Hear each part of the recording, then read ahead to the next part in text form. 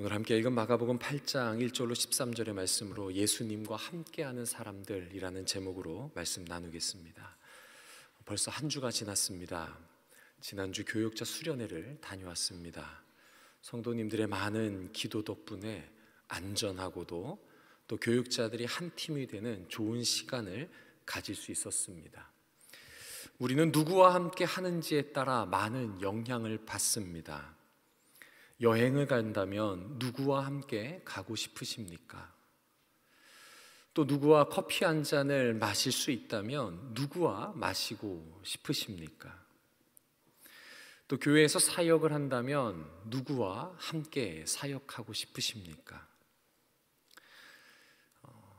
다른 사람이 나와 함께 여행 가고 싶다. 내가 커피 한 잔 마실 시간이 있다면 나와 먹고 싶다. 나와 사역하고 싶다. 우리가 그런 존재가 된다면 성공한 인생, 잘 산 인생이지 않겠습니까? 그런데 우리가 이곳 새벽기도에 오신 우리 왕성의 모든 성도님들이 정말 함께하고 싶은 분이 계실 겁니다. 바로 예수 그리스도입니다. 예수님과 여행 가면 어떨까요? 예수님과 커피 마시시겠죠? 예수님과 커피 한잔 한다면 어떨까요? 우리가 예수님과 함께 하면서 그의 가르침을 직접 들을 수 있고 그와 함께 배를 타고 여행도 다니고 사역도 함께 한다면 어떨 것 같습니까? 생각만 해도 즐겁고 행복하지 않으십니까? 오늘 우리가 함께 읽은 본문에는 두 부류의 사람이 나옵니다. 한 부류는 예수님과 함께 먹고 사역하고 배도 타고 여행하는 사람들입니다. 반면 또 다른 부류는 예수님이 그들과 대화하기도 싫은 존재들, 상대하기 싫어서 예수님이 그들에게서 떠나는 부류가 나옵니다. 우리 성도님들께서는 이 두 부류 중 어떤 부류에 속하고 싶으십니까? 물으면 입 아픈 질문이지 않습니까? 우리 모두는 예수님과 함께하는 부류가 되기를 원합니다. 할렐루야!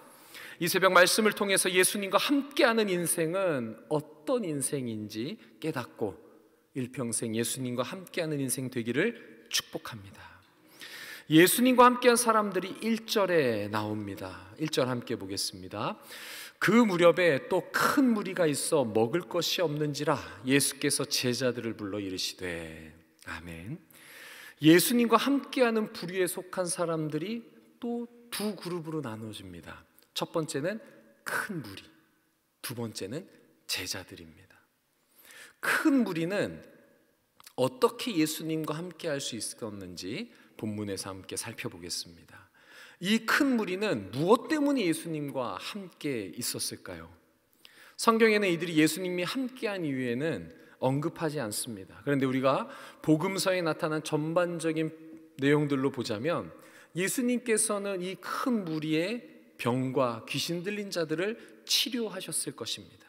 그리고 언제나 그러셨던 것처럼 그들에게 말씀을 가르치셨을 것입니다. 즉 예수님과 함께하는 사람은 예수님의 능력을 인정하는 사람입니다. 예수님의 가르침이 듣고 싶어서 예수님의 치유 사역에 도움이 필요하기 때문에 예수님 앞에 나오는 것입니다. 사실 당시의 사람들이 예수님을 구원자 하나님으로 온전히 이해했다고는 보기 어렵습니다. 그러나 적어도 예수님이 당시에 일으키셨던 기적을 사모했고 가르침을 받고 싶어 했습니다.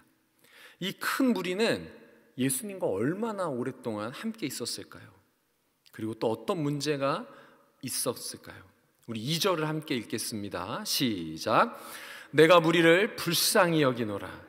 그들이 나와 함께 있은지 이미 사흘이 지났으나 먹을 것이 없도다. 아멘.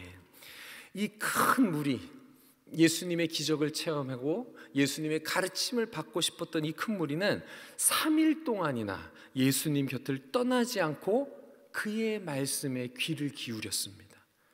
심지어 먹을 것이 다 떨어졌는데도 돌아가지 않습니다.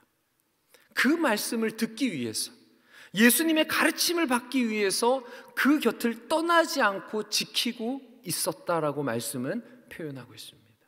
예수님을 향한 이 큰 무리의 마음이 느껴지십니까? 저는 금강산도 식후경이라는 말을 참 좋아합니다. 대학교 1학년 때 기독교 동아리 여름 수련회를 갔습니다. 선배들은 무조건 한 끼를 금식하라고 강요했습니다. 그래서 제가 순순히 따랐을까요? 아닙니다. 저는 신앙은 자유다, 자발적이다, 스스로 자원하는 마음이 필요하다라고 굳건히 믿고 있는 사람입니다. 그래서 시키는 대로 따르지 않았습니다. 그리고 배가 고프면 집중이 안 된다라는 이유로 꿋꿋이 밥을 다 먹었습니다. 먹을 것이 없는데도 말씀을 듣는 현장을 지키고 있다, 예수님과 함께 했다, 그것은 그 말씀을 웬만큼 사모해서는 불가능한 것입니다. 또 그 말씀이 얼마나 달콤했으면 먹을 것이 없어도 그 자리를 지켰겠습니까? 이 큰 무리에게는 먹지 못하더라도 나는 예수님의 가르침을 듣겠다라는 열망이 있었습니다. 심지어 이들 중에는 어떤 사람도 있었냐면 멀리서 온 사람도 있습니다. 그래서 그 사람들이 밥을 안 먹고 돌아가면 돌아가는 길에 기진해서 쓰러질 수도 있을 만큼 먼 곳에서 온 사람도 있었습니다. 3절입니다. 만일 내가 그들을 굶겨 집으로 보내면 길에서 기진하리라. 그 중에서 멀리서 온 사람들도 있느니라. 아멘. 이 사람들이 생각이 없겠습니까? 내가 여기서 말씀 듣다가 밥을 못 먹어서 돌아가는 길에 쓰러질 수도 있겠다, 이 정도 생각도 못했을까요? 그렇지 않습니다. 이들도 알고 있습니다. 집에 돌아가는 길이 너무나 힘들겠구나. 그런데도 뭘 선택하는 것입니까? 그래도 내가 예수님의 가르침은 더 들어야 되겠다. 내가 못 먹는 한이 있더라도, 내가 기진하여 쓰러질 수 있을지언정 이 말씀은 내가 꼭 들어야 되겠다라는 갈망이 있었습니다. 예수님의 말씀이 어찌나 풍성하고 달콤했는지 돌아가는 길이 걱정되지 않았다는 겁니다. 돌아가는 길이 힘들다는 이유로 예수님을 떠나고 싶지 않았다는 겁니다. 예수님의 말씀에 푹 빠져 있는 사람들이 어떤 사람들입니까? 예수님과 함께 할 수 있는 사람인 줄 믿습니다. 주의 말씀이 꿀보다, 송이 꿀보다 달다는 시편 19편의 저자의 그 말이 아마 이 큰 무리의 고백과도 같을 것입니다. 이런 사람들이 예수님과 함께하는 부류입니다. 말씀이 너무나도 사랑스럽고 예수님을 너무나도 사모하는 자들입니다. 한번 되돌아보시기 바랍니다. 나는 언제 그랬었나? 예배를 드리다가 시간 가는 줄 모르고 빠져든 기억, 성경을 읽다가 밥 먹을 시간을 훌쩍 넘긴 기억, 밥을 안 먹어도 은혜의 기쁨으로 무흐한 미소가 번졌던 그때가 언제였습니까? 소그룹을 하다가 시간이 훌쩍 지나 집에 갈 시간을 놓친 적은 없으십니까? 지금 이런 영적 풍요로움을 누리고 계시다면 이것이 지속되기를 기도하시기를 바랍니다. 만일 이런 영적 풍요로움이 과거의 추억으로 남겨져 있다면 오늘 이 새벽 회복시켜달라고, 나도 주의 말씀이 너무 좋아서 시간 가는 줄 모르고 내가 배 굶주리는 것 중요치 않고 말씀의 달콤함을 되새기게 해달라고 이 새벽 간구하시기를 바랍니다. 또 한 가지 우리가 더 기도해야 될 것이 있습니다. 어제 주보교회 소식 9번과 10번에 무엇이 있었습니까? 청년과 교회학교 동계 수련회가 시작됩니다. 1월 26일 고등부 2박 3일 수련회를 시작으로 유년부부터 햇세드까지 2월까지 계속됩니다. 우리의 다음 세대도 어때야 됩니까? 주의 말씀이 너무나 맛있고 너무나 달콤해서 2박 3일이 언제 다시 나갔나 몰라야 됩니다. 그 아이들이 교육자, 목사님들에게 더 말씀 전해달라고, 우리 더 예배드리자고 강구하는 우리 왕성의 다음 세대 되기를 축복합니다. 예수님과 함께하는 두 번째 부류는 제자들입니다. 그런데 본문에 나타난 제자들의 반응을 보면 참 아쉬움이 남습니다. 제자들을 보면서 예수님과 함께하는데 높은 자격 조건이나 완전한 믿음이나 또 높은 깨달음이 필요하지 않다는 것을 우리는 보게 됩니다. 그래서 이런 제자들의 모습을 보면 우리가 위로를 얻게 됩니다. 큰 무리가 먹을 것이 없다고 말씀하시는 예수님께 제자들은 4절에서 이렇게 대답합니다. 제자들이 대답하되 이 광야 어디에서 떡을 얻어 이 사람들로 배부르게 할 수 있습니까? 이 반응이 왜 아쉬운 반응입니까? 이유는 제자들이 이미 6장에서 보리떡 5개, 물고기 2마리로 남자만 5,000명을 먹이고도 남기는 그 놀라운 기적을 체험했기 때문입니다. 그런데 이번에도 예수님이 먹을 것을 찾으면 우리 같으면은 조금이라도 구해서 드리지 않았겠습니까? 그런데 제자들은 이 광야에서 어떻게 먹을 것을 찾냐고, 오병이어를 언제 경험했냐는 듯 이 광야에서는 불가능하다고 말하고 있습니다. 그것도 제자들은 한 목소리, 한 마음, 한 뜻이 돼서 12명이 동일한 소리를 냈습니다. 불가능합니다. 정말 불가능합니까? 아닙니다. 떡 7개와 물고기 2마리로 오늘 본문에서 약 4,000명이 먹고 7광주리가 남게 거둡니다. 이쯤 하면 예수님께서도 제자들을 향해 실망해서 떠나실 수도 있지 않겠습니까?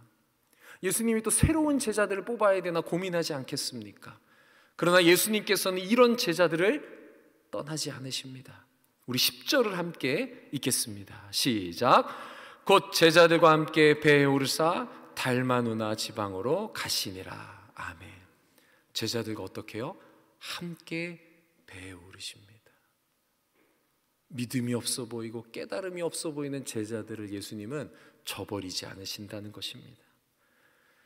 저는 이것이 후회하심이 없는 예수님의 선택이라 믿습니다. 하나님의 부르심, 하나님의 택하심에는 결코 후회하심이 없습니다. 할렐루야. 이것이 바로 목사님께서 말씀하시는 은혜 위에 은혜이지 않겠습니까? 은상가은이지 않겠습니까?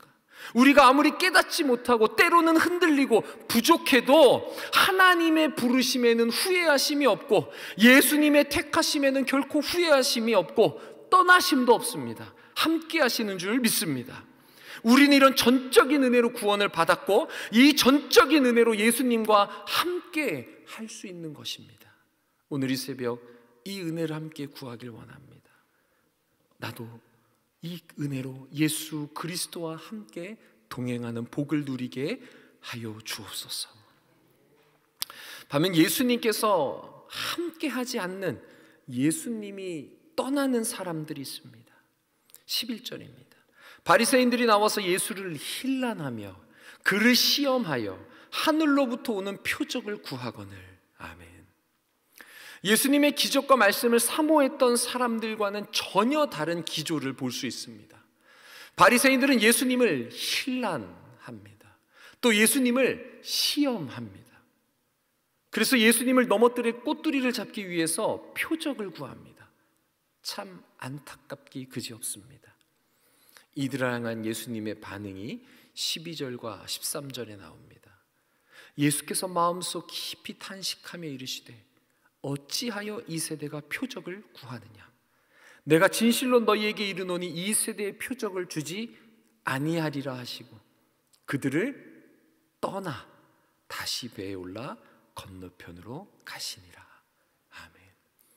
앞에 큰 무리와 제자들은 예수님이 함께 하셨다 말씀하시고 예수님을 힐난하고 예수님을 시험하고 헛된 표적을 구하는 바리새인들을 예수님은 떠나가십니다. 예수님께서는 함께하는 자들을 향해서는 그들이 먹지 못함을 보고 2절에서 불쌍히 여기십니다. 그래서 그들에게 칠병이어의 놀라운 기적을 베풀어 주십니다. 함께하는 한 자들에게는 예수님이 놀라운 기적을 일으켜 주세요. 그러나 바리새인들을 향해서는 12절에서 마음속 깊이 탄식하십니다. 탄식하십니다. 그리고 그들에게는 어떠한 표적도 일으키지 않겠다고 선언하십니다. 우리는 예수님의 사랑을 받고 그분과 함께하며 예수님이 행하시는 기적을 날마다 보는 왕성의 성도 되기를 축복합니다. 우리의 삶 속에 그 예수님과 함께하는 흔적이 가득한 복된 인생 되시기를 축복합니다. 또한 우리의 다음 세대도 이 축복을 계승 발전하는 세대 되기를 소망합니다.